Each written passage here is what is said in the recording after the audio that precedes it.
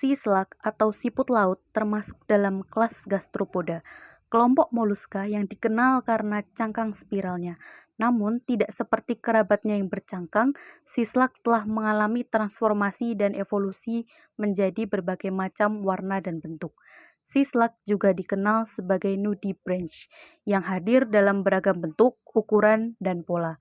Mulai dari spesies flamboyant Spanish dancer, dengan kerutan di tubuhnya yang mengalir hingga spesies blue dragon.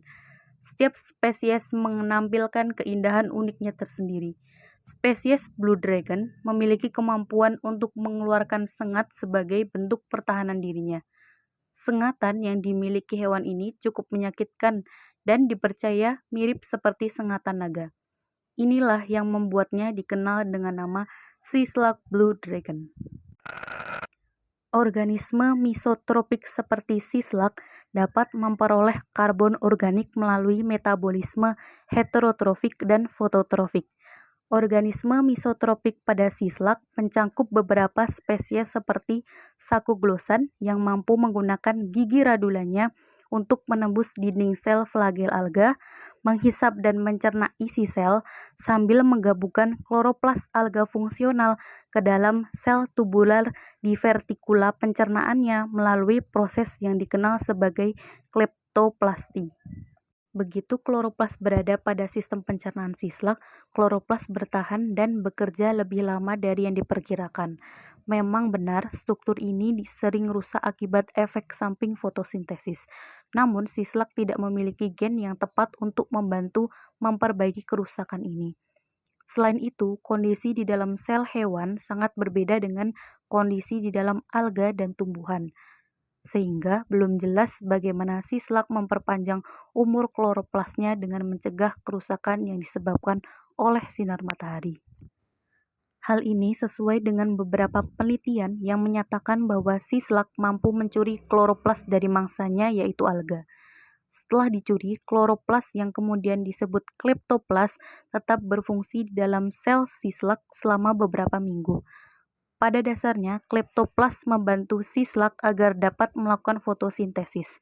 Satu-satunya hewan yang mampu mengalami fenomena ini selain sea slug adalah beberapa cacing pipih laut. Karena beberapa keunikan tersebut, sea slug mempunyai peran penting dalam ekosistem laut, yaitu untuk menjaga keseimbangan ekosistem dengan mencegah organisme khususnya alga dari overgrowing.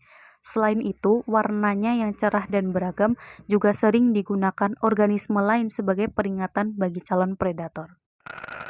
Keberadaan sea slug di suatu perairan dapat memberikan petunjuk mengenai biodiversitas yang ada di sekitarnya. Banyak dari jenis sea slug memakan organisme yang spesifik, seperti Porifera, Cnidaria, Ascidiacea, Bryozoa, dan juga algae. Semakin beragam kemunculan spesies sea slug dapat menandakan semakin tinggi biodiversitas taksa lainnya di area tertentu. Lokasi perairan yang berbeda dapat memiliki keanekaragaman dan kelimpahan sea slug yang berbeda pula, karena setiap lokasi memiliki kondisi perairan dan substrat yang berbeda, dan setiap spesies sea slug memiliki preferensi habitatnya. Karena itu, informasi keberadaan sea slug di suatu perairan atau habitat menjadi sangat penting. Kajian mengenai sea slug belum banyak diteliti secara lebih mendalam. Meskipun demikian, sea slug yang merupakan sejenis hewan purba dipercaya berpotensi sebagai sumber pangan fungsional, nutraseutikal, dan antibiotik alami. Daging sea slug diduga mengandung protein histon H2A yang umumnya berperan sebagai senyawa antibiotik alami pada hewan laut berupa peptida antimikroba.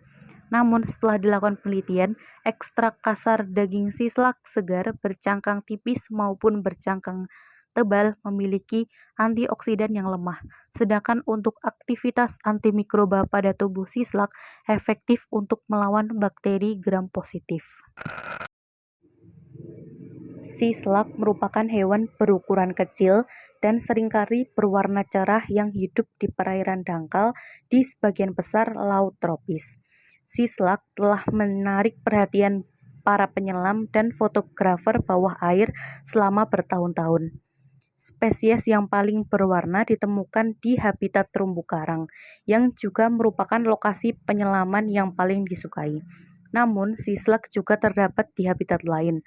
Sislak sering disebut nudibranch, namun ini hanya sebagian dari sekelompok yang secara ilmiah dikenal sebagai Mollusca opistobranch. Karena warnanya yang seringkali spektakuler dan juga karena pergerakannya yang lambat, kecil dan tidak agresif, mereka sangat fotogenik dan oleh karena itu menjadi favorit di kalangan fotografer bawah air. Hal ini tercermin dari banyaknya buku bergambar populer yang diterbitkan dari berbagai negara dan dalam bahasa yang berbeda. Sampai saat ini, jumlah total spesies tidak diketahui karena spesies baru masih dideskripsikan dan spesies yang kurang dikenal ternyata merupakan sinonim dari spesies lain. Berdasarkan jurnal tersebut, diketahui bahwa permasalahan yang terjadi pada kelompok sislak adalah kurangnya prioritas pada klasifikasi dan identifikasi anggota sislak yang tidak hidup di terumbu karang. Klasifikasi dalam Opistobranchia awalnya didasarkan pada ada tidaknya cangkang dan hanya ada dua ordo yang dikenali, yaitu Tectibranchia dengan cangkang dan Nudibranchia tanpa cangkang. Namun segera disadari bahwa beberapa Tectibranchia lebih dekat hubungannya dengan beberapa Nudibranchia dibandingkan dengan Tectibranchia lainnya. Beberapa sislak memiliki cangkang bagian dalam dan hal yang sama terlihat pada beberapa sislak dengan insang di samping. Reorganisasi klasifikasi Opistobranchia ini telah menimbulkan banyak kebingungan di antara penyelam dan juga di kalangan ahli biologi konservasi yang menginginkan daftar lengkap spesiesnya, yaitu tidak ada perubahan nama dan tidak ada spesies yang tidak teridentifikasi. Banyak ahli taksonomi profesional yang sangat terlibat dalam pengujian hipotesis filogenik baru sehingga deskripsi spesies baru kurang mendapat prioritas. Untungnya beberapa ahli taksonomi termasuk amatir dan pensiunan terus menemukan dan mendeskripsikan spesies dan habitat selain terumbu karang telah membuahkan hasil yang menarik.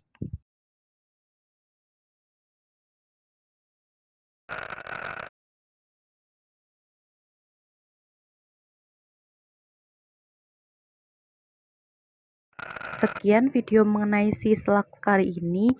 Terima kasih yang sudah menonton sampai akhir dan sampai jumpa di video lainnya.